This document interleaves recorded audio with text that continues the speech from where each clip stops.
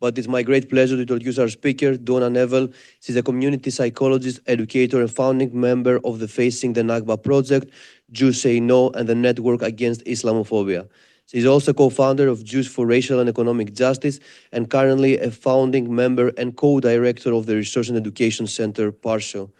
Donna Nevel will give a presentation titled Challenging Antisemitism from a Framework of Collective Liberation, what antisemitism is, what it is not, anti-Zionism vs. antisemitism, and building solidarity. Such a rich title. We really look forward to her presentation. Before giving the floor to Donna Nevel, I would like to mention that since this event is being recorded, whoever from the public does not want their voice to be recorded, you can just log in online and ask questions in the chat. So with that, the floor is all yours, Donna, and we look forward to your presentation. Thank you. Thank you so much. I'm really pleased to be here with you all today. Thank you for the invitation to join you. I wanted to take a moment to acknowledge my wonderful colleague, Nina Mekta, co-director of Parseo, a resource and education center that created a curriculum on anti-Semitism from a framework of collective liberation. Among Parseo's other political and community education projects, we've also created, with Project 48, a curriculum on the Palestinian Nakba. I'd also like to give a shout out to Jewish Voice for Peace in the US, and specifically to its South Florida chapter in Miami, and to the South Florida Coalition for Palestine, which I feel grateful every day to be part of. Right now, especially, we know how critically important beloved community is to sustain us in our work for justice. And I would be remiss if I didn't mention the courageous and inspiring and passionate and compassionate students across the globe saying yes to justice with every fiber of their being. I've had the great privilege recently of connecting with incredible students at liberated zones and at encampments from Miami to Basque Country in Donostia and Bilbao. The students truly exemplify global solidarity. At this moment, in these past almost 8 months, funded by the United States, Israel has killed over 36,000 Palestinians, thousands have been starved, and massive infrastructure destroyed. Just in the past 24 hours alone, the Israeli military has bombed Rafah and carried out a massacre there. And shamefully beyond words, those standing strong with the Palestinian people in their struggle for justice, including students, faculty, and so many others, are being targeted for speaking out, protesting, and organizing campaigns against Israel's genocide in Gaza. Much of the repression is being done in the name of fighting anti-Semitism and concern for, quote, Jewish safety.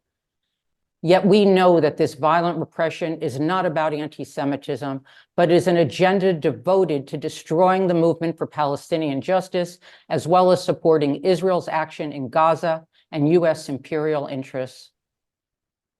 As these attacks on seekers of justice intensify, I've been asked to speak about what anti-Semitism is and what it is not. As part of my presentation, I'll be sharing some of the thinking, including in our curriculum on anti-Semitism, which is rooted in a liberation framework that both addresses anti-Semitism and makes critical connections with other forms of injustice to bring us closer to a holistic vision of how to achieve justice and dignity for all peoples. While anti-Semitism has its own characteristics, as do all forms of discrimination, it is part of larger systems of oppression that need to be confronted and addressed. Anti-Semitism is generally understood as discrimination against Jews, violence against Jews, or targeting of Jews because they are Jewish. Stereotypes of Jews, tropes, and conspiracy theories are also manifestations of anti-Semitism. Anti-Semitism is incompatible with collective liberation, as are all forms of racism. To better understand how anti-Semitism is being invoked right now, we need to understand that there are two clearly distinct views of the history of anti-Semitism that impact how anti-Semitism is seen, felt, and experienced. One views anti-Semitism as eternal, as a natural phenomenon, and in isolation from other forms of oppression. It claims that anti-Semitism is a given, is never-ending, can't be understood, and can't be stopped. We know that this is a perspective put forth by many mainstream Jewish organizations like the Anti-Defamation League, the ADL, in the United States, for example. The other perspective, which is the one we adhere to in our curriculum, understands anti-Semitism as historically contextual, situated amidst interrelated conditions and struggles. It emerges in different historical periods for different reasons and in relation to other forms of oppression. That is, when looking at Jewish experience, the complexity of Jewish life, and the reality of anti-Semitism in different locations, context is critical. These different understandings of Jewish history and anti-Semitism not only impact how we see anti-Semitism, but also how we think about responding to it. That is, as distinct from or as part of and connected to other struggles against oppression. As we know, Jews reflect racially, ethnically, economically, and culturally diverse communities, experiences, and histories, and have lived throughout the globe for centuries. Given that Jews come from many different geographies and experiences, it is not surprising that anti-Semitism and experiences of violence and discrimination have impacted Jews across the globe in different ways. For example, Mizrahi, Ashkenazi, and Sephardic histories and experiences of anti-Semitism are different from one another. While Jews continue to live without fundamental systemic barriers in the United States, in recent years, the explicit rise of white nationalism has targeted and denigrated many of our communities, and we know this isn't the case just in the United States. While I am highlighting white nationalist ideology, which we believe is where anti-Semitism is most concerning, we of course know that anti-Semitic attitudes and views, like all forms and manifestation of injustice, can show up among anyone who lives in our society. White nationalist violence has been on the rise in the US, fueled by anti-immigrant and racist manifestos, sentiments, and conspiracy theories, such as the Great Replacement theory. Along with Black people, immigrants, and Muslims, as well as trans and queer people, Jews are among the targets of white nationalist violence. The 2017 Unite the Right rally in Charlottesville, Virginia, in the United States, that some of you may have read about, exemplifies the nature of white nationalist violence in action. The rally's goal, rooted in anti-Black racism, called for the unification of the white nationalist movement and opposition to the proposed removal of the General Robert E. Lee statue. As part of their racist attacks, participants paraded in Klan robes and swastikas and shouted, "Jews will not replace us." Anti-Semitic conspiracy theories promote notions of Jewish power and control and of Jews as untrustworthy and sinister. White nationalists push the view that, quote, white identity is being erased as a result of a, quote, great replacement of people from other cultures and backgrounds. This includes Jews, but is also considered to be caused by Jews. Stereotypes and tropes have also been used historically and continue to be used in different ways that harm or mischaracterize and falsely create an image of the Jew. Connected to tropes and stereotypes is philo-Semitism, which, while suggesting a love for Jews, reflects in many key ways an othering of Jews. Also important to consider is that tropes are not fixed or eternal, and we have seen how they can be intentionally misapplied to serve political purposes. We need to be aware when accusations of anti-Semitic tropes are misapplied so that we don't falsely accuse people of anti-Semitism. Mischaracterizations and distortions of what anti-Semitism is, and conflating anti-Semitism with criticism of Israel or Zionism only serves to derail the struggle for justice, as well as the struggle to challenge anti-Semitism. One of the many ways that this has been employed, as many of you may be familiar with, is through the International Holocaust Remembrance Alliance working definition of anti-Semitism, the IHRA, which intentionally includes several criticisms of Israel as examples of anti-Semitism. In a statement put out by 122 Palestinian and Arab educators, journalists, and intellectuals, they make clear that false charges of anti-Semitism have been, quote, increasingly instrumentalized by the Israeli government and its supporters in an effort to delegitimize the Palestinian cause and silence defenders of Palestinian rights, unquote.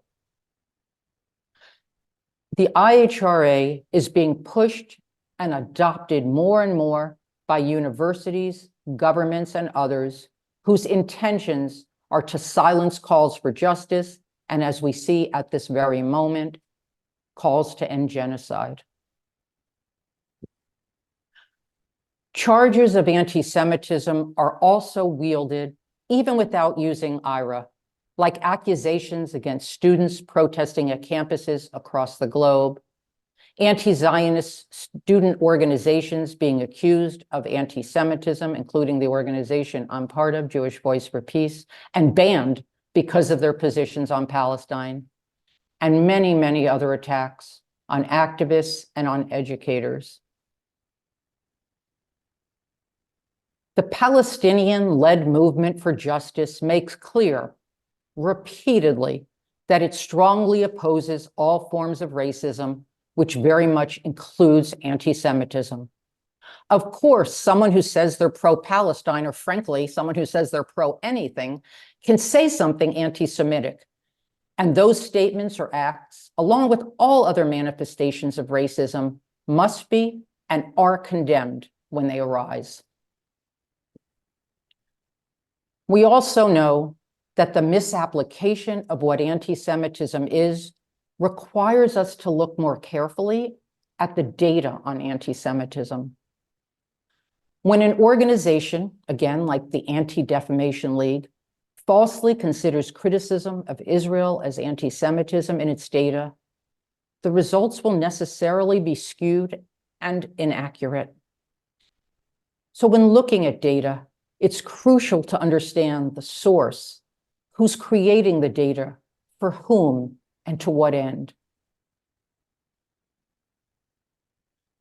To talk a bit more specifically about Zionism, anti-Zionism, and anti-Semitism, there is nothing discriminatory in any way, shape, or form to hold a nation state accountable, and that includes the Jewish nation state, for violations of human rights, international law, and as we are witnessing today, genocide.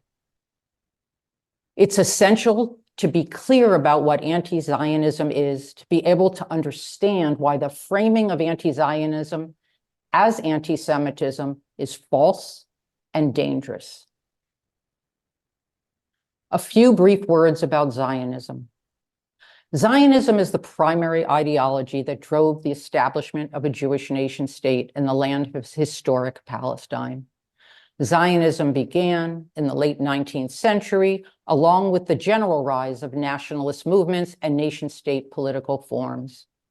As nationalism rose in Europe and as anti-Semitism intensified, Theodor Herzl, as many of you know, is considered the father of modern Zionism, saw the, quote, Jewish problem as having a solution in a Jewish state.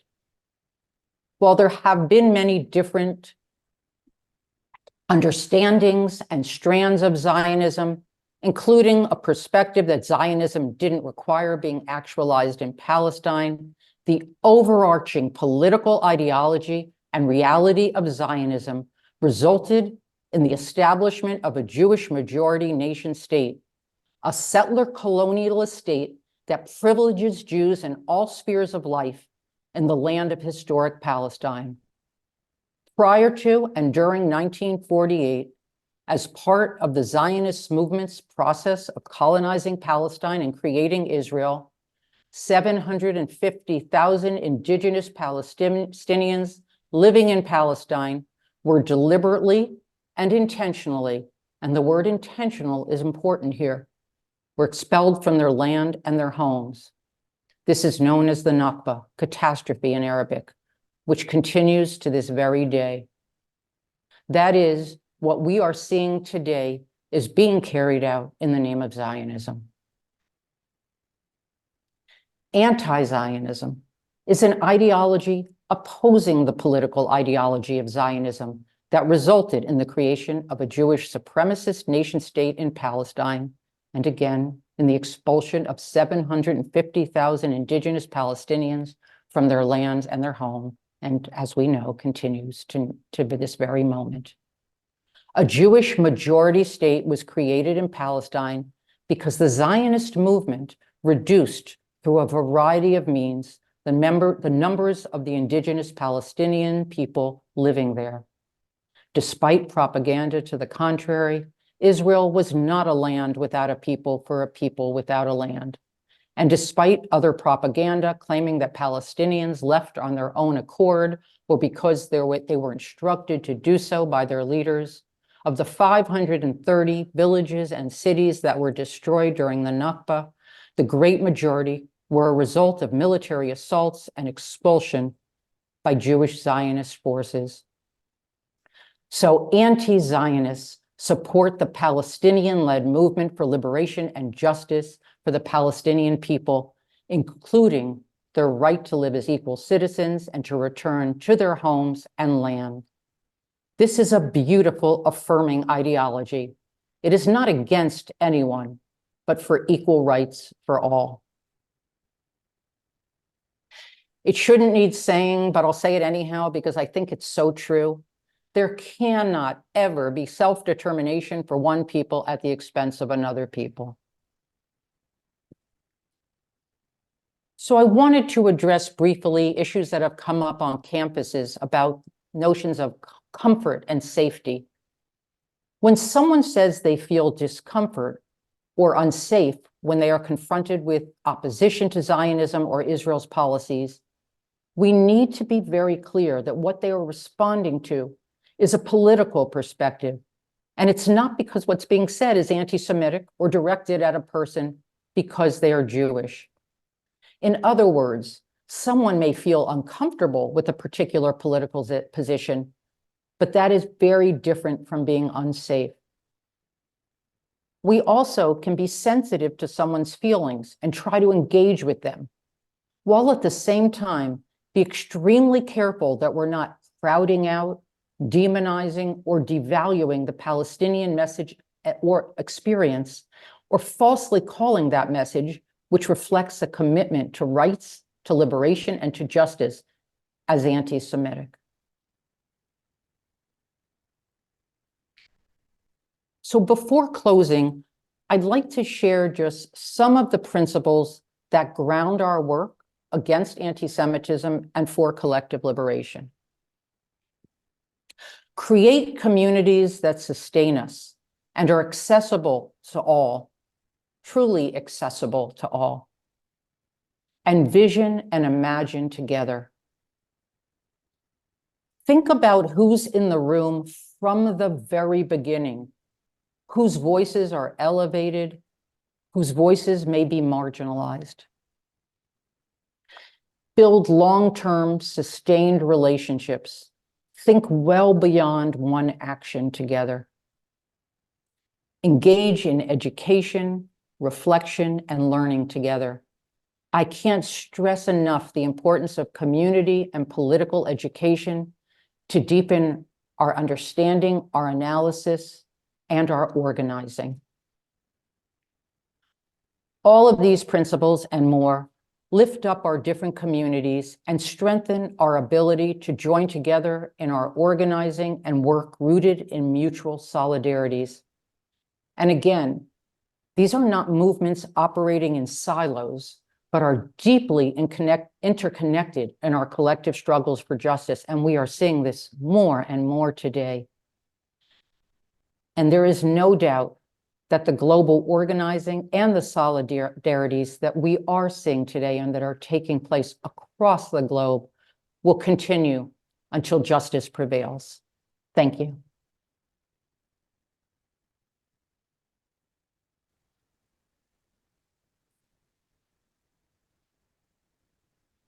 Thank you, Donna, for this wonderful and very stimulating presentation, for unpacking such important theoretical concepts